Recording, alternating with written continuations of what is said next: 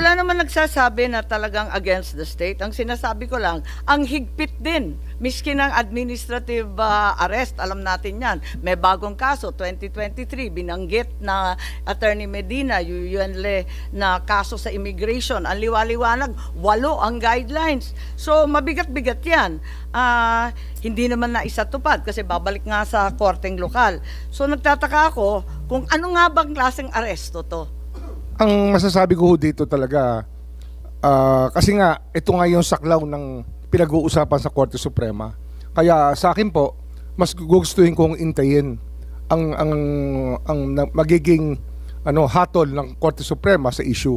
Hindi ho natin, kahit magdamag po tayo rito, hindi ho magbabago ang paningin nyo at hindi ho magbabago ang paningin ko. Andito rin yung... Madam Chair, if I may? Yes, Senator Bato, please.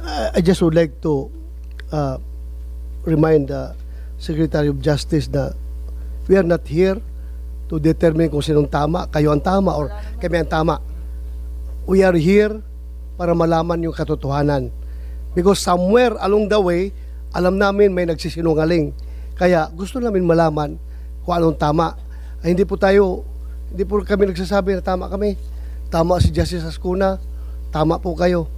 Yung katotohanan lang po ang ating kinukuha dito. So, Madam Chair, if I may, yung very clear man dito sa diffusion coming from ICC, sinabi dito, action to be taken, locate and arrest with a view to extradition. Assurances are given that extradition will be sought upon arrest of the person in conformity with national laws and or applicable bilateral and multilateral treaties. Kaya tanungin ko sana si SOJ or yung PNP, bakit sabi ni SOJ kanina na extradition daw cannot be initiated by us, it should be initiated by the requesting party, either ICC or Interpol. Am I correct, sir? Sila tama dapat. po. Dapat ho ICC. ICC po dapat. Okay. So bakit... Yun po yung sa extradition. Pero Yeah. surrender po sa atin po yun. Kaya nga, bakit wala man sinabi dito surrender? Extradition lang. Kaya nga, bakit hindi natin hinintay? Yeah, with a view to extradition, bakit hindi natin hinintay yung ICC na mag-initiate ng extradition laban kay Pangulong Duterte? Bakit binyahin na kagad natin doon sa Interpol? Wala mo sinabi dito na kailangan natin i-surrender. Ang extradition po na nasasabi po sa Section 17 ay meron pong treaty sa extradition, sa extraditing state. Kung ano ho, halimbawa, ang ICC tsaka ang Pilipinas, kung tayo po member ng ICC, kailangan po ng judicial proceedings. Hindi na po tayo member ng ICC eh. Kasi kung member po tayo ng ICC, nakakatulong sana kay President Duterte na hindi po siya ililipad. Siya po yung mismo nag-atras ng ating membership eh. Kaya nga Kasi yung po yung malinaw po ako, na may treaty po na kinakailangan para ho magkaroon ng extradition. Wala pong treaty eh. Kasi nga nag-withdraw na tayo sa ICC. Kasi di ba ho treaty yung dati, sapagkat ang Senado po nag-concur. Nag-concur po sila sa treaty. But unilaterally it was withdrawn by the President. Kaya po pero sir, dyan, pero sir, ito, very clear man ito, sir. Ako hindi ako abogado, ikaw abogado ka ha. Pero ako, I just don't want to be emotional about everything. Gusto ko lang talagang para malaman natin itong totoo dito. Ito, very clear na hindi naman na hinihingi ang surrender. Ang hinihingi lang nila is extradition with a view to extradition. Yung nga ho, so sana extradition will fail, sir. Extradition will fail because wala ho kung ako tatanungin nyo ngayon, kasi nga wala nga tayong treaty. So kung will fail, bakit pa natin sinurinder si Pangulong Duterte? Yung extradition po nakalagay sa batas, state party po ang isa pong tinitingnan natin. Bansa po ang sinasabi sa Section 17.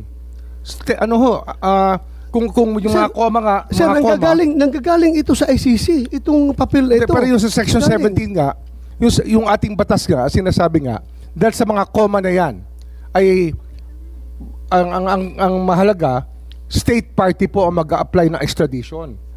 Wala ho tayong treaty sa state party o sa ICC kasi nga inatras po ni So President Duterte. bakit pa natin sinurinder? Bakit pa natin Kasi yun po yung sinurinder sinasabi ng Duterte? batas eh. May surrender. May Yun po yung surrender. sinasabi. Opo. Ayun, that's what the law says. The law may be harsh, but it is the law. Ay, nako.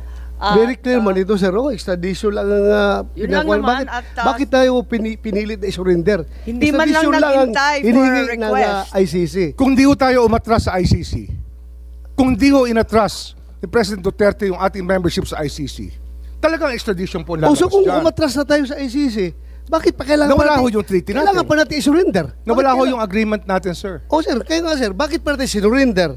Kasi wala naman tayo, to start with, wala na tayong room statute na Yun po yung pagbabasihan option. dahil wala na tayong, hindi na tayo membro. Bakit pa natin sinurinder? Mr. Para sa Senator, purpose. Mr. Senator, yun po yung option na binibigay ng batas sa authorities sa amin po, sa amin pong departamento at sa ating pong executive department. Malinaw po yun. Ang surrender po ay isang option na pwedeng gawin. Pero hindi yun ang hiningi ng Interpol. Maliwanag yun, hindi po ba? Hindi kasi- Dahil hindi nandyan sa binabasa natin, doon sa diffusion order with a view to extradition, di ba? At yun lang. Hindi pa nga dumating yung request, wala pa rin yung assurance that extradition will be sought. Hindi nga ho All maaaring that, ano eh. was indicated was with a view to extradition. Hindi So, ho nga aandar ang extradition sapagkat hindi nga tayo, Binuntagan na ninyo wala na lahat tayong ng treaty mga- with ICC eh. Nawala na nga yung ating membership. Kaya wala na hong extradition na route. Ang nangyari po, surrender route na lang po ang naiwan. Madam Chair. Kung di ho nag-withdraw si President Duterte, wala ho tayong naging problema. O kung wala na tayong treaty, locate and arrest with a view to extradition. Hindi mo magawa ang extradition dahil wala na tayong treaty, di ba? So hanggang arrest lang tayo. Bakit mo biniyahe? Pwede mo namang isurrender dito sa local courts natin. Ipakulong mo dito sa Pasay. So, ang maliwanag, bakit mo pa sinurrender? Yun po yung ano eh, yun ang best judgment namin. Yun po ang tingin namin ina-admit na mabuti po tayo. sa ating bansa. Mabuti. Yun po yung aming paningin ang pinakamabuting gawin under the circumstances for our country. Yun po ang aming tingin, ang tama naming ginawa. para nakakabigla naman dahil sinasabi ninyo, wala na nga tayong ICC, di wala tayong obligasyon. Hindi, pero yung ano, Dinagdagan na lang ninyo. ma'am, yung extradition kasi, pumapasok yan dahil membro tayo ng ICC. Dahil nawala tayo sa ICC, wala na tayong option sa extradition. Kasi tayo mismo nag-withdraw eh, nawala tayong treaty natin. Kaya eh. sumugal tayo sa surrender. Kaya yun talaga yun ang naging Pero, best judgment namin. ang sugal na yon, hindi nagsasaad na may obligasyon ng Pilipinas. Walang obligasyon talaga. Hindi, ano ho ito eh. Ang obligasyon ito to the rest of humanity eh. Wala na nga ang Yun nga ho yun extradition. eh. Kasi Eh, di yung ano pa sinusunod po obligasyon? natin, yung ating international humanitarian law na 9851. That is contained in Republic Act 9851, Section 17 pa rin po. Babalik ho tayo rin muli. Okay, punta naman tayo ulit sa Madam Chair, PCTC kung papayag ang mga senador. Yeah, Senator, just on that point. Cayetano. Yeah, let me start by agreeing with the Secretary of Justice na magdamag tayo dito, Oo naman. hindi mag-agree. But I want to make one point lang on that, and if we can agree on something. Wala po tayong duda that human rights are essential.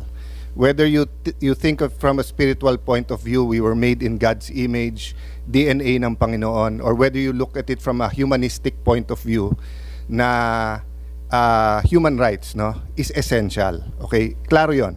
Having said that, klaro din na napopolitika at nawe-weaponize ang human rights.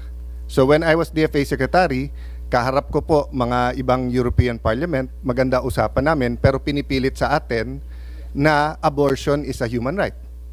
Iba po yun sa ating konstitusyon, na from conception, we believe it's a human right, yung life ng bata. So my point, Secretary, ang urgency kasi dito, nagsasalita kasi yung ICC na may mga isusunod sila. So what's important for me is if they issue a warrant, we guarantee, I'm not sure if we'll agree here, but we guarantee the Filipinos that warrants will be issued against them, that they can go to court. Na hindi pagdating ng warrant, dadating and surrender them there. Kasi nga, if they're there na, moot and academic na Not in the sense that they can still get accountability, as the good justice said. Kung may abuse of process, may mananagot dito. Pero na-deny na yung liberty nila doon. Di ba may kasabihan tayo sa law school na di bale ng, actually I forgot who quoted it from who, but di bale ng 100 na guilty makalaya, wag lang yung isang inosente ay maparusahan. So have we thought about that? So if the ICC issues, will we wait for the Supreme Court to rule, or will we allow them to be sent, to put on a plane and sent them to Hague already? That was the option that we had to consider in the executive department. And we believe that we acted in our best judgment I in meant- surrendering him to the ICC. Yeah, I meant, Secretary, after. So now that there's a pending before the Supreme Court, kung biglang mag-issue for 5 more Filipinos, sino man sila, will we allow those Filipinos to, if they're detained here in the Philippines, then go to the Supreme Court, or will we put them on a plane and send them to Hague? Considering that the Supreme Court is now looking into this legal issue. Yun nga ho kasi nga kaya hindi ko lang ho kasi iniiwasan po namin sabihin yung sub judice Kasi nga napakahalaga po ng maging judgment ng Supreme Court. Kasi alam ko po diyan, pag sa ganitong sitwasyon, case of first impression, baka sakali magbigay sila ng guidelines kung ano po ang dapat gawin ng executive department. Pero ito po, it is in our best judgment that this is the best thing to do. Kaya ginawa po namin. I'm talking about, Secretary, after President Duterte. I don't know if you can answer it by yourself or it's the cabinet as a whole, but I would honestly ask you to look at it. I mean, sincerely ask you to look at it, and kung pwede, kung mag-issue ulit yung ICC, allow them to go to court before we send them. So I'm talking about after Duterte. Kasi even in your statements naman before this, you have an option, di ba? So I'm just saying, safer option yung before Philippine courts kasi pag nandun na, wala nang rewind di ba? So let's say you have 3 generals, ex-generals, etc. sent na there. Wala na silang remedy dito So yun lang naman point ko, yung after President Duterte. Before, of course, if the Supreme Court decides on point, then may guidance na tayong lahat. But while it's pending, it might be safer, to allow the Filipinos to seek redress here. Mahirap pong mag-commit. Ayoko hong magsinungaling. Mahirap pong Yes, mag-commit. I understand. Pero Please ang consider mahalaga lang. po, sabi ko nga, kaya nga ayoko sana magsalita tungkol dito. Yung last hearing po, iniiwasan po namin na magsalita. Kasi napakahalaga po ng gagawin ng Supreme Court dito. Sana po igalang din natin yung kanilang estado ngayon na kailangan po nilang desisyonan itong kasong ito. Ang dinidiin lang natin, tulad ng sinabi mo nung umpisa, na nangingibabaw sa lahat ang ating saligang batas. Kahit ano pang batas yan, kung ano man tratado yan, mangingibabaw lahat ng Bill of Rights, ang karapatang pantao, mangingibabaw sa lahat. Kaya nagugulanta lang kami na meron naman palang options bakit pinili yung labag sa batas? Yun ang pinagtatakahan namin. Babalik muna tayo sa PCTC at kung maaari, I'd like to be clarified on the role of the special